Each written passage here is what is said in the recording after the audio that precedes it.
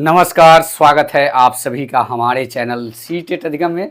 दोस्तों, इस वीडियो में हम लोग बात करने वाले हैं मुख्य रूप से 3 टॉपिक के बारे में। जी हाँ, पहला तो होगा नॉर्मलाइजेशन के बारे में और दूसरा अगर सेकेंड लिस्ट आता है तो कब तक और आएगा और जो है कटअप का क्राइटेरिया क्या होगा, कितने नंबर तक के अभ्यर्थी जो हैं सेफ महसूस करेंगे। जी हाँ, 2 टॉपिक और बीपीएससी 2.0 में आखिर तैयारी कैसे करनी है इस पर भी हम लोग फोकस करेंगे। जी हाँ दोस्तों, सबसे पहले हम लोग बात करेंगे इस वीडियो में कि नॉर्मलाइजेशन जो है इस प्रक्रिया में क्या कुछ होने की संभावना है। इसके बारे में बहुत सारे सवाल इस पर आ रहे हैं। वीडियो के टॉपिक के हिसाब से ही आज हम लोग बात करने वाले हैं, लेकिन इससे पहले आप चक्षु पब्लिकेशन के इस बुक को जरूर देखें। बात करने वाले हैं चक्षु पब्लिकेशन आप लोगों के लिए लेकर आया है बीपीएससी 2.0 के बुक। जी हाँ, सभी विषयों के साथ यह बुक प्रोवाइड कराया है और पिछली बार की अपार सफलता के बाद आप लोगों के बीच जो विश्वास इसने बनाया है वो उसी को ध्यान में रखते हुए एक बार फिर 6 से लेकर 12 की तैयारी के लिए सभी विषयों का बुक चक्षु पब्लिकेशन ने मार्केट में आप सभी अभ्यर्थियों के लिए उतारा है। आप इस पीडीएफ में देख सकते हैं कि तमाम विषय के और प्रीवियस ईयर के साथ इन्होंने जो बुक बनाया है वो बहुत ही हेल्पफुल मटेरियल है और पिछली बार लगभग अभ्यर्थियों ने इस बुक को पढ़ के पास किया है और इसी उम्मीद के साथ एक बार फिर मार्केट में इनका जो है 6 से लेकर 12 तक का बुक उपलब्ध है। आप इनके ऑनलाइन शॉपिंग पार्टनर जो हैं फ्लिपकार्ट और अमेजॉन, वहां से भी खरीद सकते हैं या फिर अपने नज़दीकी बुक स्टॉल से भी इसको खरीद सकते हैं। साथ ही साथ आपको हम यह भी बता दें कि चक्षु पब्लिकेशन और भी अन्य बुक बनाता है, जैसे एकेडमिक की तैयारी अगर आपको करनी है तो भी वो बुक बनाता है, उसको भी आप ले सकते हैं और पूरी सफलता आपको दिलाएगा यह सुनिश्चित। तो दोस्तों अवश्य खरीदें, चक्षु पब्लिकेशन अच्छा है। तो बात करते हैं हम लोग नॉर्मलाइजेशन के बारे में कि नॉर्मलाइजेशन में क्या कुछ होने की संभावना है। तो सीधी बात मैं आपको बता दूं, नॉर्मलाइजेशन कुछ भी नहीं ऐसा होने जा रहा है। मैं मानता हूं कि दोनों जो पेपर हुए हैं उसमें जो है दोनों पेपर का क्वेश्चन अलग अलग था, लेवल अलग अलग था, लेकिन इसके बावजूद भी नॉर्मलाइजेशन एकेडमिक परीक्षा में हुआ करती है, पात्रता परीक्षा में हुआ करती है, कॉम्पिटिटिव परीक्षा में नॉर्मलाइजेशन का कोई चांस नहीं होता है। तो दोस्तों वो चीज़ें कब ज़्यादा इम्प्लीमेंट होने की चांस होती है, जब स्टूडेंट कम होते हैं उस टाइम में वैसा कुछ होता है, या फिर परीक्षा कंडक्ट कराने वाली एजेंसी की तरफ से कोई भारी मिस्टेक हुआ होता है, तब नॉर्मलाइजेशन करने की कुछ बातें होती है। लेकिन यहाँ इस परीक्षा में आपको ऐसा कुछ देखने को नहीं मिला है। तो फाइनली हम यह कह सकते हैं कि नॉर्मलाइजेशन जो है इस पर बात करना बहुत ही बेकार होगा। अब बात करते हैं कटअप के बारे में। जी हाँ, आप सभी का बहुत सारा कॉल आ रहा है। जो अभ्यर्थी 1-2 नंबर 3 नंबर से पिछड़े हुए हैं उन लोगों का बहुत सारा कॉल आ रहा है कि सर कटअप जो है सेकेंड लिस्ट आएगा तो कितना तक रहेगा।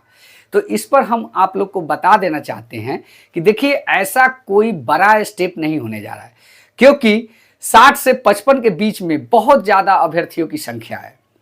तो आप यह मान के चले कि 59-58 वाले का भी नंबर जो है पहले तो वहीं से काउंट होगा। आप याद रखें कि 60 प्लस जो मेरिट बना है 60 प्लस यानी कि 61 से बना है, तो 60, 59, 58 यहाँ तक के अभ्यर्थी जो हैं बिल्कुल अपने आप को सेफ एंड सिक्योर महसूस कर सकते हैं। लेकिन उसके ऊपर के अभ्यर्थी अगर चाहते हैं कि जो क्राइटेरिया है वो उससे डाउन होगा, तो ऐसा कुछ नहीं है। अगर कैटेगरी की बात करें तो कैटेगरी में भी डाउन होगा तो 2 से 3 या 4 नंबर, जैसे ST, SC, EBC, ये 3 कैटेगरियाँ ऐसी हैं कि इसमें माना जा सकता है कि 4 नंबर तक भी कम हो सकते हैं। लेकिन BC2 जनरल EWS इसमें 2 नंबर बहुत काफ़ी होगा, क्योंकि ऑलरेडी 100% सीट को फुल कर दिया गया है। तो वैसे में अगर नियोजित शिक्षक को इस बहाली से, इस नियुक्ति प्रक्रिया से दूर रखा गया होता तो चांसेस बनते। लेकिन आप देख रहे हैं कि सरकार सभी जगहों पे पोस्टिंग के लिए आवास अलर्ट कर रही है, जो किराए पे रेंट पे रूम देते हैं उनको ऑफ़र की है कि आप जो है हमको प्रोवाइड कराइए और हम आपको जो है उसका टेंडर फिल कीजिए, हम आपको मनोनीत करेंगे। तो ऐसे ऐसे चीज़ें हो रही है विभाग की तरफ से। वो चाहती है कि जो हमारे कर्मचारी हों उनको भी एक सरकारी आवास मिले। तो कहीं ना कहीं कुल मिलाकर यह देखा जा सकता है कि नियोजित शिक्षक नहीं हट रहे हैं। नियोजित शिक्षक अगर हटते तब 5-7 नंबर 10 नंबर तक की गिरावट को भी देखने को मिलता, क्योंकि वहाँ से एक भारी मात्रा में सीट खाली होना है, लेकिन ऐसा नहीं है।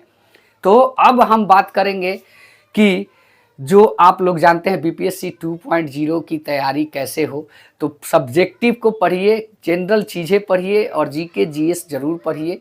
वहाँ से भी 30 नंबर 40 नंबर आएंगे ही आएंगे। जीके जीएस और सब्जेक्टिव तो ऑलरेडी आपका 80 नंबर फिक्स रहेगा ही रहेगा, लेकिन उसमें 10-10 नंबर के और पोर्शन भी रहेंगे।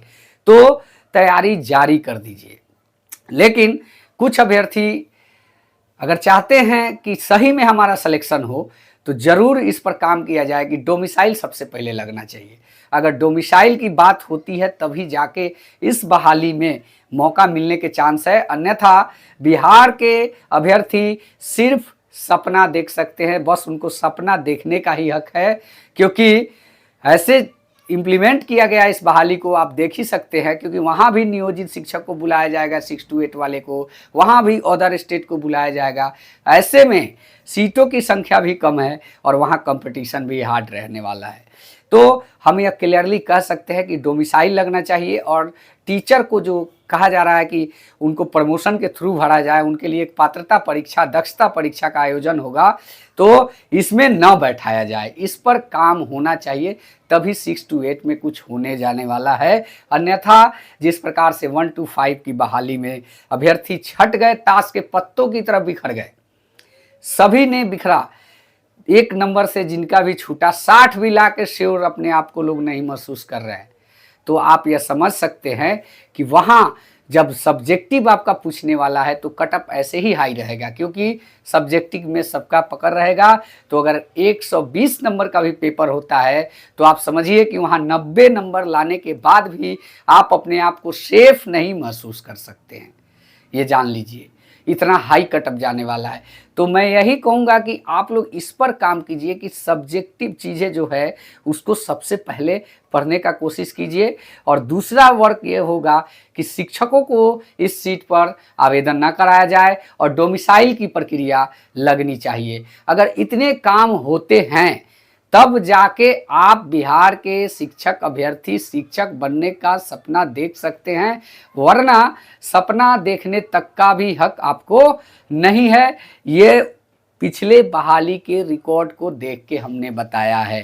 जी हाँ, कुछ फर्जीवाड़े की भी बात हो रही है, तो वहाँ से जो सीट खाली होना है वो मात्र 10 से 15 हज़ार, लेकिन अगर नियोजित शिक्षक हट जाते हैं तो 35 से 40 हज़ार। तो आप ये समझें कि ये जो अभ्यर्थियों का हुजूम पड़ा है उसको अगर खाली किया जाए तो अभी भी 10 नंबर का गिरावट देखने को मिल सकता है। उम्मीद करता हूं कि यह वीडियो आप लोग को अच्छा लगा होगा। अगर अच्छा लगा है चैनल को सब्सक्राइब करें। कल से दो वीडियो कम से कम मैं डालूंगा, एक 11 बजे के आसपास और दूसरा वीडियो मेरा 3 से 4 बजे तक आपको देखने को मिल जाएगा हमारे चैनल पे। तो बने रहिए हमारे साथ और बहाली की पल पल के अपडेट के लिए चैनल को सब्सक्राइब करें। धन्यवाद। जय हिंद। वंदे मातरम।